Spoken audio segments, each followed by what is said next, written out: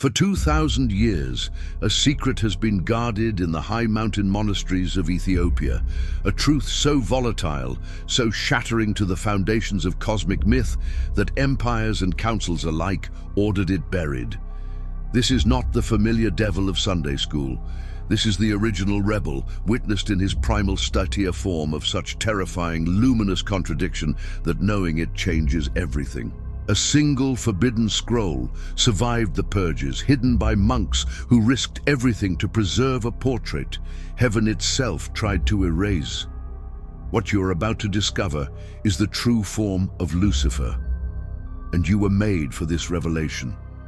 Close your eyes for a moment. Picture a scriptorium carved into a cliff face high in the Ethiopian highlands. The air is thin, scented with incense and ancient parchment. A monk's hand, steady despite the fear, copies a text he knows could get him killed.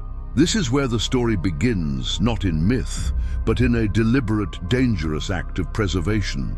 They don't want you to know what that text contains. For centuries, the Orthodox narrative of the fall has been a simplified fable: pride, rebellion, a casting down. But what if the real story was far more complex? What if Lucifer's true form wasn't a horned beast, but something so fundamentally other, so dangerously magnificent, that to see it was to question the very architecture of creation? The Ethiopian Orthodox Church, one of the oldest Christian communities on earth, safeguarded a library of secrets while the West burned theirs. Among those secrets, the Ge'ez texts of Enoch. And within those pages lies a description that changes everything. If something in you recognizes this truth and you want more revelations like this, leave a comment and stay with this story until the end. Your reaction tells me to keep opening these doors for you.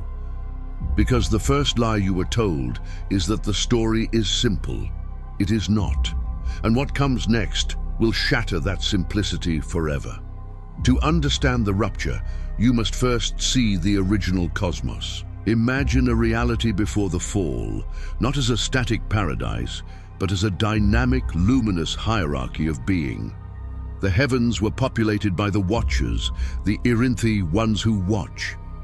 These were not simple angels.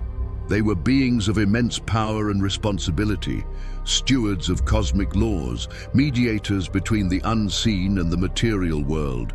Lucifer, or by his original titles Hellel, son of the dawn, the shining one, stood among the highest. His domain was light itself, the raw essence of divine intelligibility. He wasn't a villain in a red suit. He was a celestial prince, a being of unbearable beauty and intellect. His form, as the hidden texts whisper, was not a single shape, but a coalescence of concepts. Light as understanding, music as architecture, presence as sovereignty. He was the perfect mirror, reflecting the divine glory without distortion. But a perfect mirror can also become obsessed with its own reflection.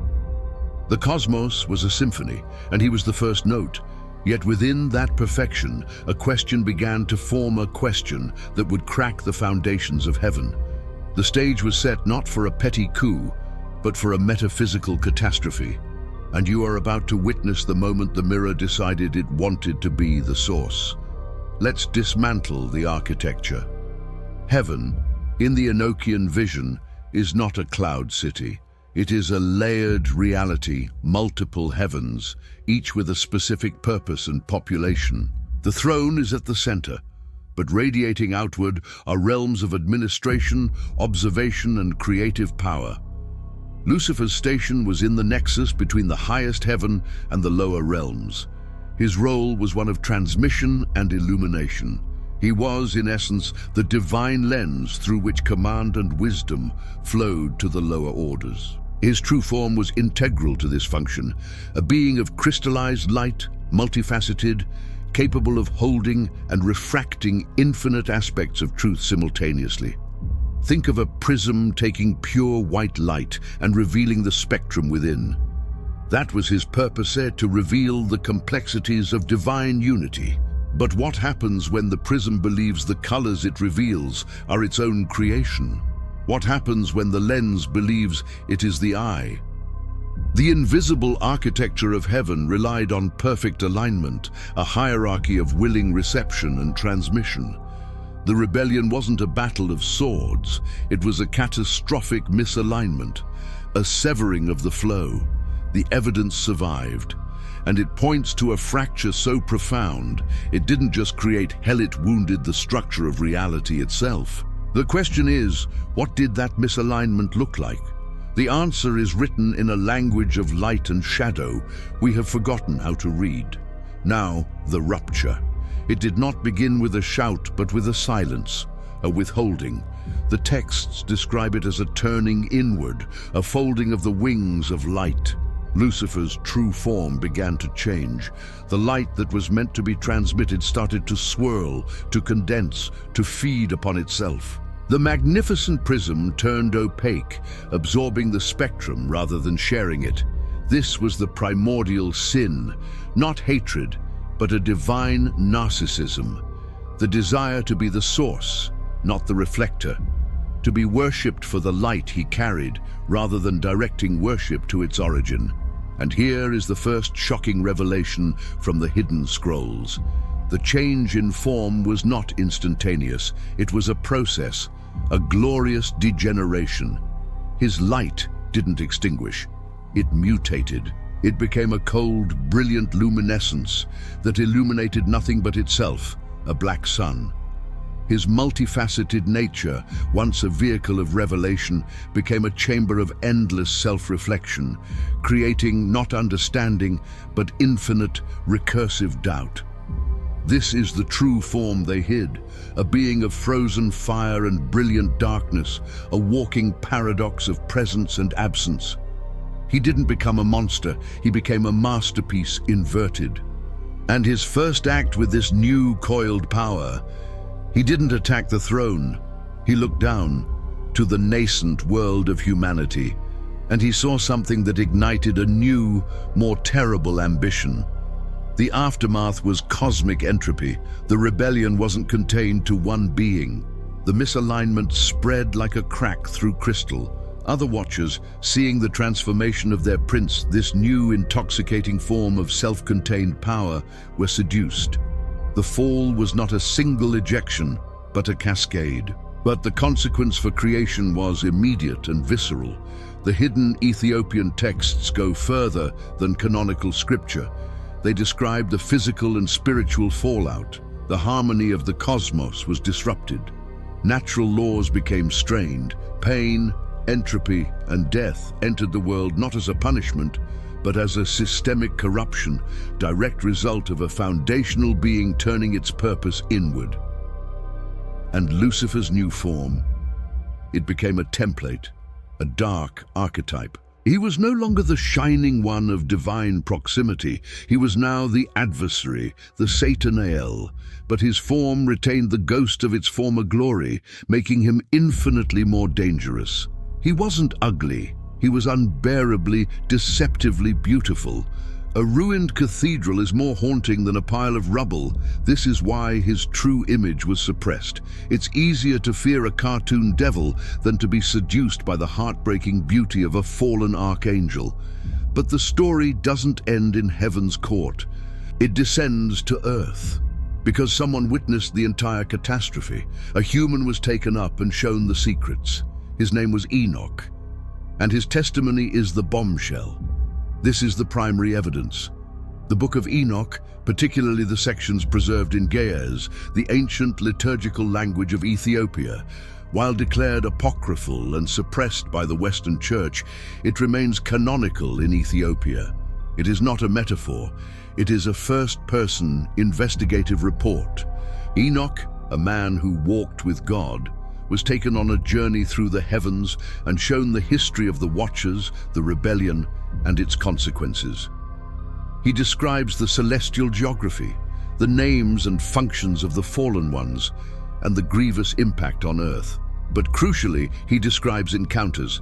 He speaks of the chief of the Satans not as a beast, but as a majestic, mournful entity of immense and sorrowful power. The descriptions are oblique, veiled in the language of vision, because the human mind cannot directly process such a form. He is described as like a great mountain burning with fire, yet his face was as a whirlwind. He is a star fallen from heaven, whose light was not put out but turned to darkness. This is not a pitchfork, this is a celestial event personified. The text acts as a leaked celestial document, an after-action report from the front lines of a spiritual war. It gives names, dates in cosmic terms, and motives.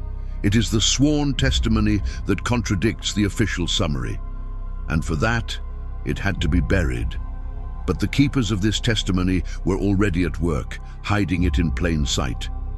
But the Enochian corpus is just the beginning. Other hidden testimonies whisper in the shadows: the Book of Jubilees, the Testament of the 12 Patriarchs, the Apocalypse of Abraham. These texts form a hidden library of the fall, each adding a piece to the puzzle. They speak of the Watchers who descended, not just in spirit, but in a hybridized, corrupted form, mingling with humanity, teaching forbidden arts, and seeding a line of giants. This is the second earthly rebellion, and Lucifer's role here is even more chilling. In these texts, he is not merely a fallen angel, he is the accuser of humanity, the prosecutor in the divine court. His form adapts. He becomes the perfect mirror of human ambition and fear. To the proud, he appears as supreme wisdom, to the vengeful as righteous justice, to the lustful as divine beauty. His true form is protean, reflecting the deepest, twisted longing of the observer. This is the ultimate heresy preserved in these scrolls, that the devil's greatest power is not to appear monstrous, but to appear as your highest ideal, corrupted. He is the ultimate shapeshifter because his original form was the ultimate medium. The councils that banned these books knew this. They knew that to give humanity this portrait was to hand them a mirror too dangerous to look into, because you might not see a monster. You might see a darkly twisted version of your own glorious potential, and that recognition is the most dangerous thing of all. Enter the keepers, the monks of the Ethiopian highlands. For 2 millennia, while the libraries of Alexandria burned and European councils purged their archives, these guardians copied, recopied, and protected. They built monasteries like fortresses of memory Debre Damo, accessible only by rope, Lalibela, carved from living rock. They weren't just preserving faith, they were preserving a complete record, the unedited version of the cosmic drama. Their tradition holds that the Ark of the Covenant resides in Axum. Symbolically, they see themselves as the guardians of the original covenant, which includes the full testimony, not the redacted version. These men, in their stark cells, understood the weight of what they held. They fasted, prayed, and transcribed, knowing their work was a bulwark against spiritual amnesia. They protected the true form not to worship it, but to understand the enemy and to understand the profound vulnerability of glory itself. Theirs was a mysticism of fierce realism. They kept the scroll that describes the luminous collapse because to forget the full nature of the fall is to misunderstand the full nature of redemption. If you feel that you were made for this kind of hidden truth, write in the comments what most shook you so far and share this video with one person who also hungers for more. Your voice helps this buried story reach the ones who need it. And then, in the 18th century, a European explorer stumbled into this hidden world, and the secret began to leak. The modern discovery. James Bruce, a Scottish explorer, traveled to Ethiopia in 1769. After years of effort and building trust, he was shown treasures no Westerner had seen. He returned to Europe with copies of the Ge'ez Bible, including the Books of Enoch. The academic world was scandalized, then fascinated.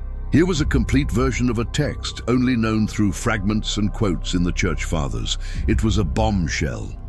Later, the discovery of the Dead Sea Scrolls in 1947 provided even older Hebrew and Aramaic fragments of Enochic literature, proving its antiquity and its widespread importance in Second Temple Judaism, the very soil from which Christianity grew. The evidence was no longer deniable. The forbidden text was, in fact, a cornerstone of ancient Jewish and early Christian thought. Scholars began to piece together the puzzle. The figure of Satan evolved dramatically. In the earliest layers, like the Book of Job, he is a member of the divine council, a prosecuting attorney. In the Enochian tradition, he becomes the leader of a rebellious faction. By the time of the New Testament, the imagery is rich with this suppressed lore.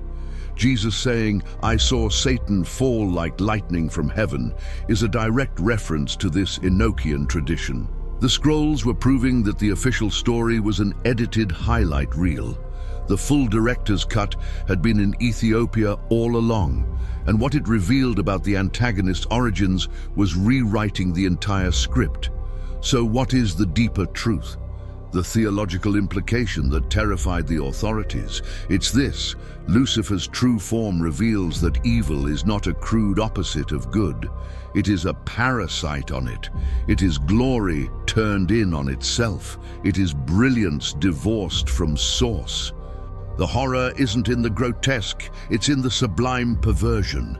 To see Lucifer's original and corrupted state is to understand that the line between the highest angel and the deepest adversary is not a line of morality, but of orientation. A simple turn, a shift in focus from the other to the self within the heart of unimaginable privilege can unravel worlds. This truth is dangerous because it democratizes the fall. It means the potential is in every being gifted with consciousness and light. It means your own moments of pride, of self-idolatry, of wanting to be the source of your own light are microcosms of that primordial catastrophe. The hidden scrolls don't just describe a devil, they diagnose a spiritual disease inherent in free will, illuminated by glory. This isn't just ancient history. This is about you, about the architecture of your own soul. The temptation isn't to worship a monster, it's to become a dark star yourself, a self-contained universe, brilliant and alone. And that is a far more terrifying and personal battle. This is your calling. Hearing this story isn't about collecting forbidden trivia. It's about receiving a corrected map of the spiritual realm. You now know the adversary is not a fantasy under the bed, but a reality with a history, a tragic arc, and a method rooted in the distortion of truth and beauty. Your spiritual warfare just got an upgrade. It's no longer about fearing a caricature. It's about discerning the counterfeit light. It's about checking your own orientation. Are you a prism, receiving and refracting grace for others, or are you starting to absorb the light, believing it's yours? The knowledge of Lucifer's true form is a vaccine. By seeing the full nature of the disease, you build immunity against its subtlest strains. Your hunger for this hidden truth wasn't accidental. You were made for this, made to bear the weight of complex, uncomfortable glory, made to understand that redemption is not a simple erasure, but a cosmic realignment so profound it can heal even the cracks in heaven's architecture. This knowledge is armor, but to put it on, you must accept a terrifying responsibility, to guard the light within you with fierce humility, lest it ever turn inward. The path forward is lit by this dangerous memory. Will you walk it? The evidence of your choice is still out there, carved in stone and hidden in desert caves. The physical traces. The story is not just in manuscripts, it's etched into the landscape. In Ethiopia, the rock-hewn churches of Lalibela are a microcosm of the celestial Jerusalem, a defiant recreation of a holy city in exile, guarding its truths. Across the globe, ancient iconography sometimes reveals the suppressed vision. In some early Christian and Byzantine art, Satan is depicted not as a monster, but as a beautiful dark angel, often chained or bound, his glory still evident though sorrowful. Even the architecture of Gothic cathedrals with their dizzying heights and luminous windows can be seen as a response to this Enochian cosmology, an attempt to rebuild in stone the layered heavens humanity once glimpsed. Then there are the Dead Sea Scrolls themselves, physical fragments carbon dated to centuries before Christ, found in clay jars in the Qumran caves, tangible proof that this forbidden narrative was studied by a devout Jewish community awaiting a messianic showdown. This is not speculation. This is evidence that survived the fires, physical proof that the edited Bible on your shelf is a partial story. The ruins, the icons, the jars in caves, they are all silent witnesses crying out that the official record is incomplete. They confirm what your spirit has always suspected. There is more to the story, but these physical traces also have guardians, and those guardians have always faced opposition. Now you meet the opposition. Why was this knowledge suppressed? Control. A simplified, fear-based narrative of a purely evil, ugly devil is easier to manage.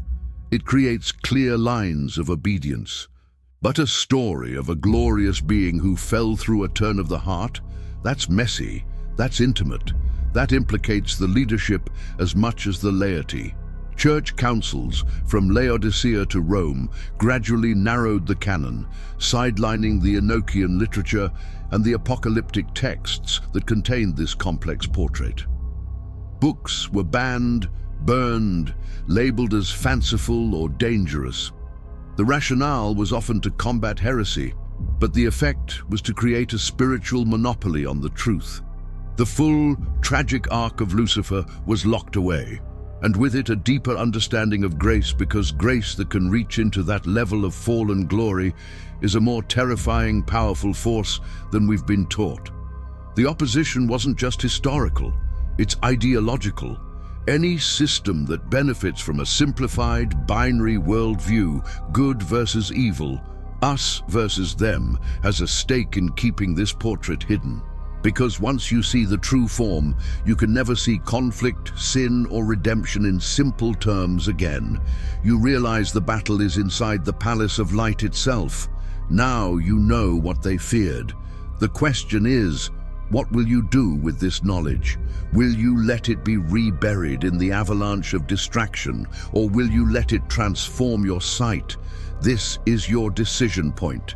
You have crossed the line. You now possess a fragment of the hidden record. This knowledge is not neutral. It is either a burden or a weapon. A burden if you hoard it in fear, a weapon of discernment and profound compassion if you wield it with humility. Your choice matters because we are living in an age of counterfeit lights, political, spiritual, personal, beings and systems that offer glorious self-contained brilliance, demanding worship while severing you from the source. Recognizing the pattern is your first defense. Your second is to become, consciously, what Lucifer refused to be, a transparent medium. To let the light pass through you to illuminate others, never claiming it as your own. This is the ultimate rebellion against the fall. If this revelation is reshaping how you see the sacred, and you want more forgotten texts and forbidden histories uncovered, say it in the comments and follow this channel. Your support is what makes the next revelations possible. Because the story isn't over. The scroll held one final explosive detail about the true form, a detail that connects directly to the end of all things, and it will change how you see the final victory, the final unveiling. Return to that Ethiopian monastery. The scroll in question, studied by a handful of scholars, contains a passage in Enoch that most translations soften. It describes the final fate of the chief Satan. It doesn't describe annihilation or endless torment in a pit of fire. The language is stranger, more profound. It describes an unraveling. His form that coiled black sun brilliance will be turned inside out. The light he absorbed and corrupted will be pulled from him, not to destroy him, but to restore its original direction. He will be, the text implies, unmade back into his constituent parts of potential and light, which are then reintegrated into the cosmic order not as a prince, but as raw material for a renewed creation. His true form was that of a locked treasure chest. The final act is to break it open and return the treasure to the kingdom. This is the ultimate secret they kept, that God's victory is not eternal vengeance, but eternal reclamation. Even the greatest rebellion, the most beautiful form corrupted, does not fall outside the bounds of ultimate restoration. The true form of Lucifer was a locked door. The scroll reveals that love holds the master key. Not a sentimental love, but a furious, creative love that will dismantle even its most glorious mistakes to save what was made. This is the hope that was too dangerous to share. It makes evil terrifyingly real, but grace infinitely larger. You were made for this truth.